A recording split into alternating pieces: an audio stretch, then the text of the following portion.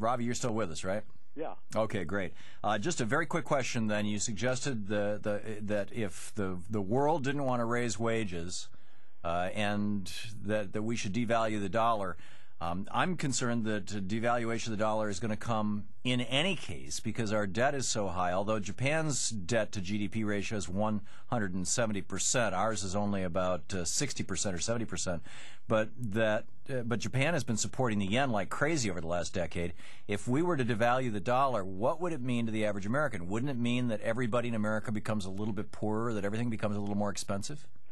Well, prices will rise.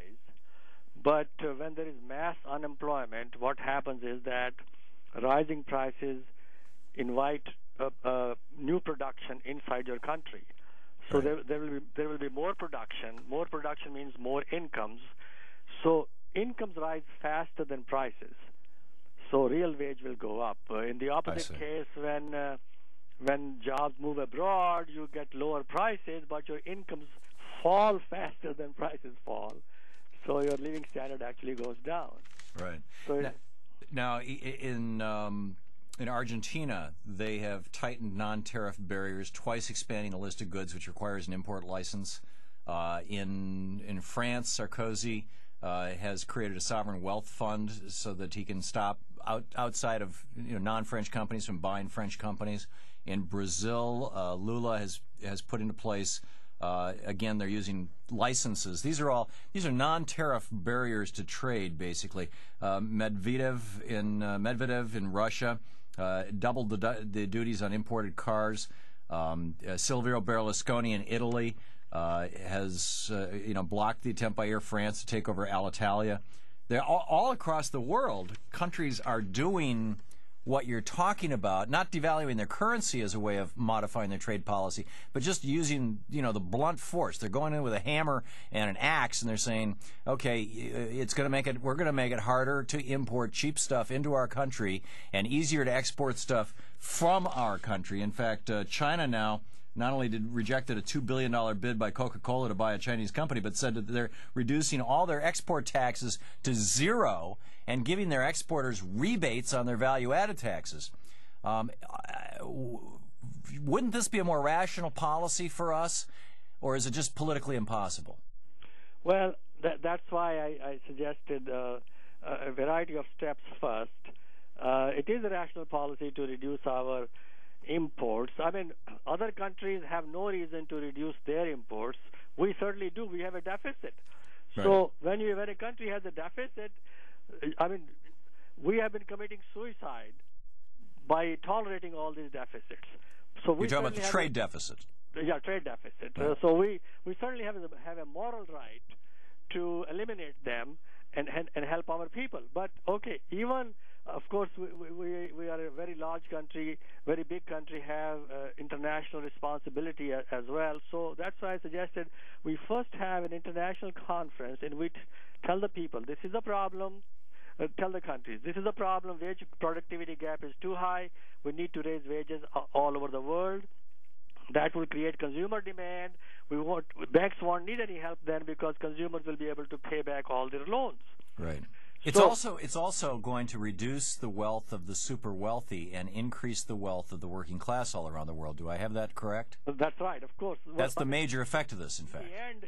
Eventually, it's the wealth concentration. Remember the 1990 book I wrote? Yes. It's the wealth concentration, and the process is through the rise in the wage productivity gap. Right. That's what is raising the wealth concentration.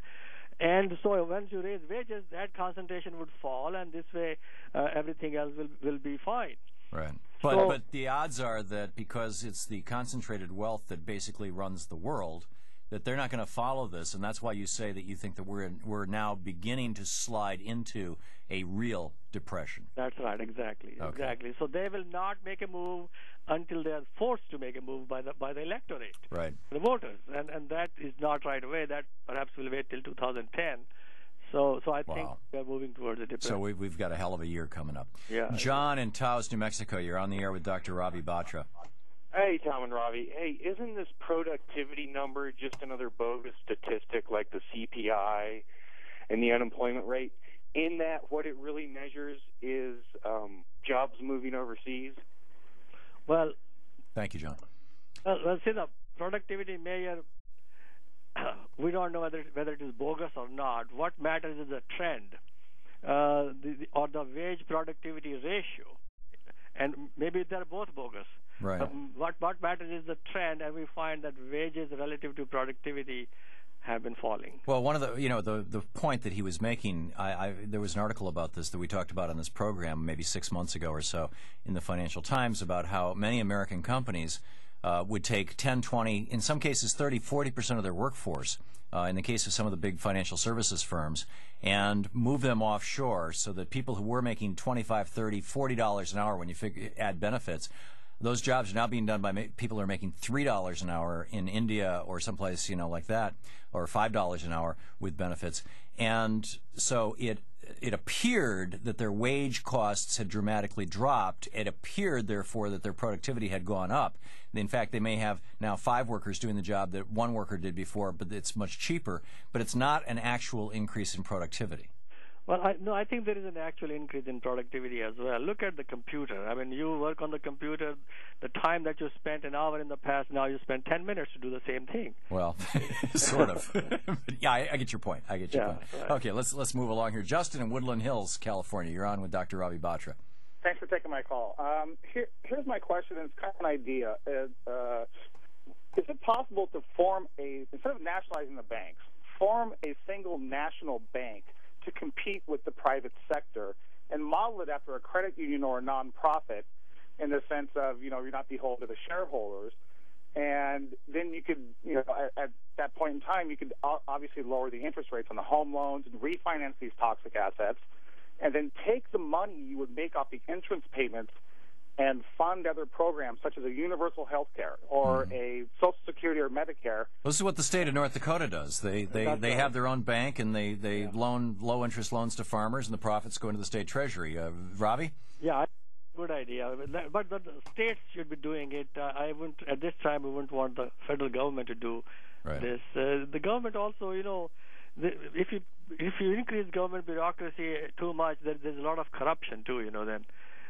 So keep it close to home. Yeah, so people can keep an eye on it. Let the states do it. Yeah, let the states do it. That made perfect sense. This is the philosophy behind Bernie Sanders' nationwide single-payer health care system that's administered on a state-by-state basis. Yeah, Lawrence in Berkeley, you're on the air with Dr. Ravi Batra. Hi, Dr. Batra. I see that in Amazon, the New Golden Age has 5 stars reviewed. It gets a perfect review. That's great. Yeah.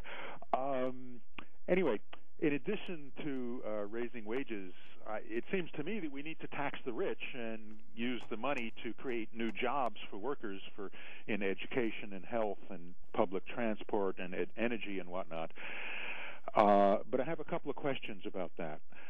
One is that if you tax people on, say, a 70% rate and actually collect those taxes the way it was before Ronald Reagan, how much money do you make and how many jobs can you create? And the second question is, the reason that taxing the rich stimulates the economy is because the rich people do not use their money to buy consumer goods. They put it in the bank and they put it in investments. How much more money do you get as a stimulus when you take money from somebody who's making $1 million a year and give it to create jobs that are, say, $50,000 a year? Well, there will be some stimulus. From this tax policy, there will be some stimulus to the economy. The one difference between the economy today and the one before Reagan was that other taxes were somewhat low, like Social Security tax was low, sales tax was also very low.